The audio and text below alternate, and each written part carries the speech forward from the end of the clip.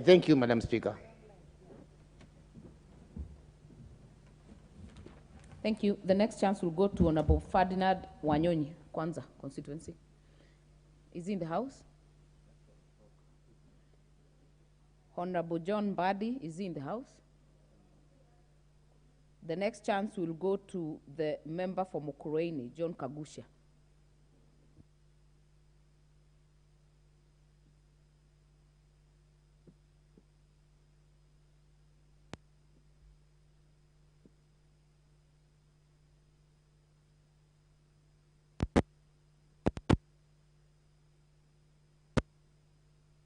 The microphone for Honorable Kagusha. Thank you. Thank you. Thank you, Madam Speaker, for this opportunity. I would like to support the motion on the floor of the House. And this particular bill, which has to do with the CDF, anchoring the CDF into the Constitution, is something that I think, as a member, is going to be of much benefit to us as a country. Honorable Speaker, I want to say that as Kenya Kwanza government, this must be our preoccupation, whereby we are going to be concentrating on bills that are going to be of benefit to the common mwananchi.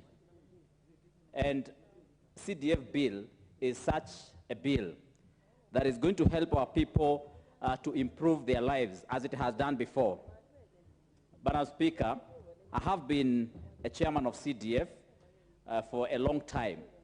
And when I was chair of CDF, I got to know that a lot of people in this country actually depend on the finances and the funding that comes from this kitty. You'll understand that a lot of our children are going to school and are going to, get education through the CDF funds that they get through the CDF bursary. Madam Speaker, if we were to have this fund withdrawn, I'm not very sure that there is any other way that we are able to reach to the grassroots, which have so far been reached by the CDF kitty. I do not imagine that the county governments will be able to handle, and of course you know this is not in their mandate. I'm not very sure that the DCCs and the provincial administration is able in any way to bring together the children who are needy in the villages, as has been done by the CDF in the past. Honorable Speaker, I know for sure that the CDF kitty has helped very many children, especially who have been admitted to national schools, to provincial schools, and of course has also sustained the day schools over the time. And so, any member who is in their right frame of mind must and will find this CDF kitty very, very important to be enacted in law. Honorable Speaker, as we are speaking, the CDF kitty, again, has a component that deals with the environment. You understand that 2.5% of the CDF kitty actually deals with the environment.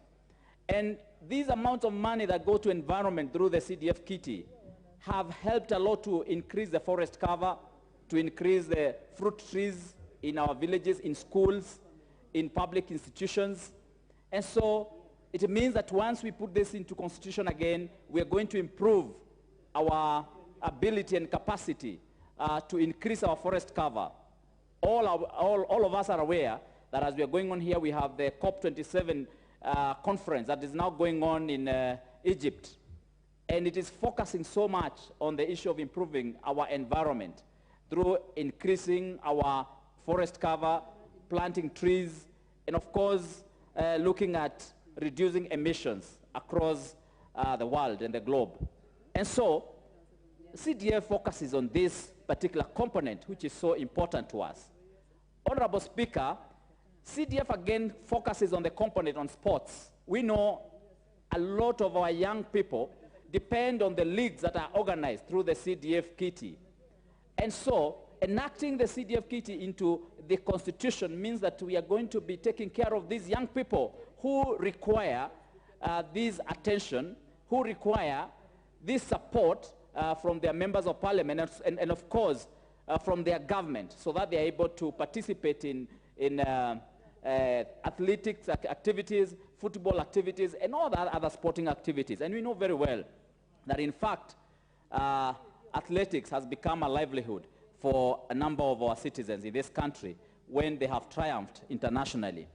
Madam Speaker, what I think we actually need to be looking at again is, in fact, increasing and enlarging the mandate which the CDF kitty can be able to address.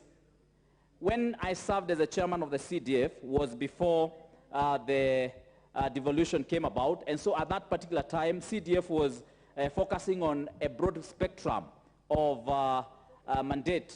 But today, CDF has been reduced to mainly a few of the social intervention areas and security and education. I dare say CDF need to address issues of small irrigation schemes in the villages, where we have people who want to do hydrants, we have people who need small dams and pipes to help them pump water or get water into their farms. CDF should be able to help in that.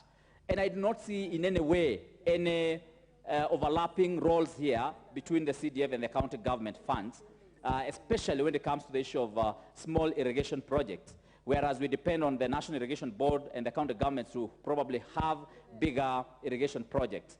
I know for sure if I had the CDF to be able to do this, irrigation schemes, some of them that are in MUKURWEINI, would actually be comfortably be handled in this. I am reminded of the micro irrigation scheme, which was actually started by CDF kitty, and later on it was taken up by other donor funding, and now it has become a huge irrigation scheme. I'm reminded again of the Sagana irrigation scheme, Iganjo irrigation scheme. Also we have Igoda in Gekondi irrigation scheme. And I mean, we can be able to start even very many other irrigation schemes that we can be able to support, Madam Speaker. And I want to once again also echo some of the sentiments that have been echoed by our members and also our political party. That as members of parliament, we must be preoccupied much more with the issues that are going to be dealing with the Wanjiko. And I know the Honorable Benjamin has also raised that issue. Our members and our party must be preoccupied much more on the issues of enacting CDF into law, into the constitution, and we must desist from diversionary tactics by some of the members to talk about issues of term limits, which are not necessary, which are not important, and which cannot help our country to move forward. So as an assembly, as a country, as Kenya Kwanza government, we must be focused much more on the issues that are going to be helping Wanjiko.